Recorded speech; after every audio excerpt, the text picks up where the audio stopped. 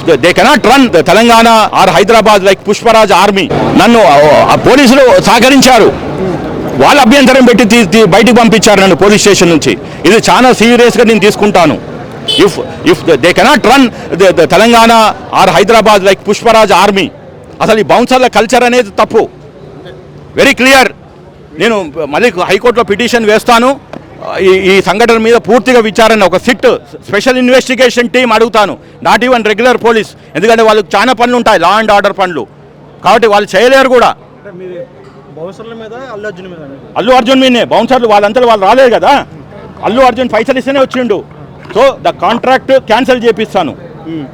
రెండవది, మొత్తము ఈ రాష్ట్రంలో ఒక చట్టం తీసుకొస్తాము, ప్రైవేట్ సెక్యూరిటీ ఎట్లుండాలి ఏంటిది, ఇలా ఇష్టం ఉన్నట్టు తీసుకోవటమా, ఎంతమంది తీసుకోవాలి ఒక వ్యక్తికి అనేది. అంటే పోలీసులు తమ సెక్యూరిటీ ఎవరైనా అంటారు కదా, అప్పుడే కదా. అవునండి, ఎందుకు ఇవ్వలేరు సెక్యూరిటీ?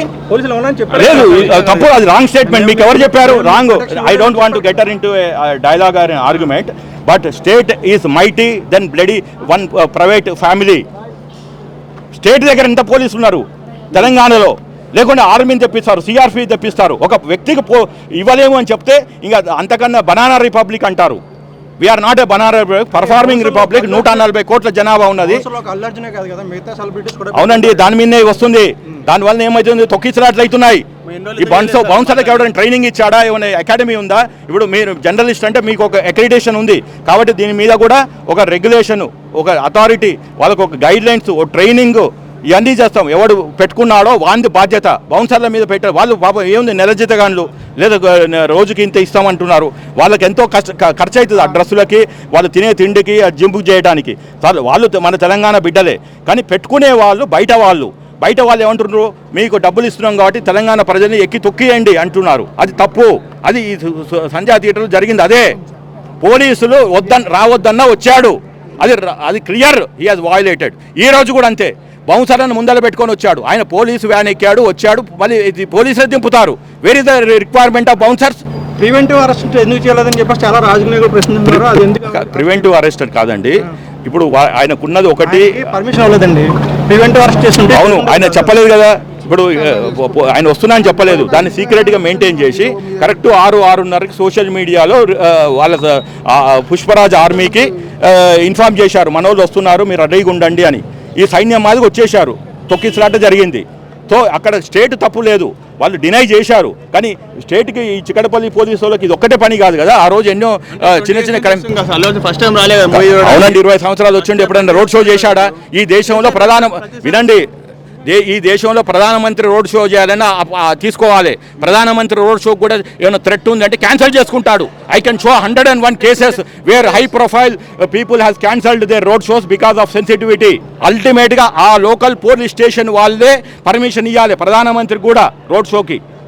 ఈయన రోడ్ షో చేసిండు, రావటం తప్పు, రోడ్ చేయటం తప్పు. తర్వాత 3 వెహికల్స్లో ఒకళ్ళు రాకుండా 3 వెహికల్స్లో 3 సార్లు వచ్చారు. ఇదంతా ఒక కుట్రపూరితంగా జరిగింది.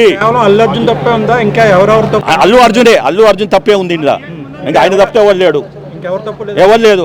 ఆయన రాకుండా ఇలా ఆ రేవతి చనిపోకపోయేది, ఆ బాలుడు 20 రోజుల నుంచి క్రిటికల్ కండిషన్ ఉండకపోయేటోడు. ఇన్ని థియేటర్లో ఇన్ని బెనిఫిట్ షోలు జరిగింది హైదరాబాద్లో, తెలంగాణ మొత్తంలో. ఇక్కడ జరిగిందా తొక్కిసలాట? తను వచ్చాడు కాబట్టి జరిగింది. It is directly attributable to the crime. It is not an accident or an incident. It is well planned, well designed. Unfortunately life జరిగింది.